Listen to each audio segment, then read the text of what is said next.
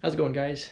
Today I'm going to be doing a little video on my milling machine. This is going to be the first of a short series called Machine Monday, and this is just where I get to ramble a little bit about some of the machines that I've picked up and some of the background of getting them and what they do and how I use them and stuff like that. And I figured the Bridgeport would be a good one to start with because this was my very first metalworking machine. And yeah, let's just jump right into it. So as you can see, it's got a vertical spindle, and there's been a few modifications that I've done to this. Let's see, and the reason I mention it has a vertical spindle is because not all machines do. I'll get to that later, but anyways, back to the mill. Yeah, it's got a vertical spindle, and this is a like 1943, maybe 1944 Bridgeport M head, and it is 5,619 as the there we go, as that there says. And I've actually visited Bridgeport number 1. So the M head is the first model that Bridgeport produced.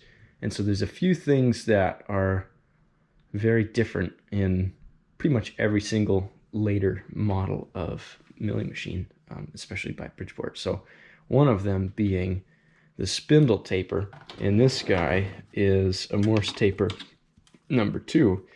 And that was the standard for twist drills. And that's actually, most drill presses have a Morse taper number 2 or 1. That one is number 2. Both of those are, and so you can just put a drill right in there, or a drill chuck. And so it's great for drilling for just vertical pressure, but to hold an end mill, something like this, where you're cutting on the side, which is the main point of a milling machine, is to be able to side cut. It's not so great because you have to pull it into the spindle really hard because there's such a gradual taper, and then it gets stuck. And so that's why I've got the collet adapter. So these guys can pop right out, and that's what I use for milling. So that was something that I found and put in there. Most people do that nowadays with M heads.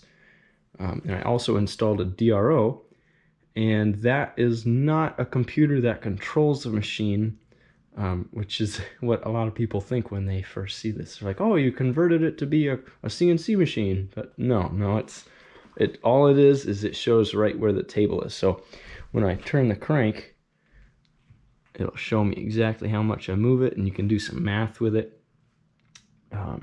And it's super handy tool. And you know, I got a pretty sweet vise on there, a dividing head at the moment, and I can't think of much else to say about it. Oh yeah, I did put a lock. I made a little spindle lock for changing cutters. That's pretty handy. I think that was the only other thing I was gonna mention.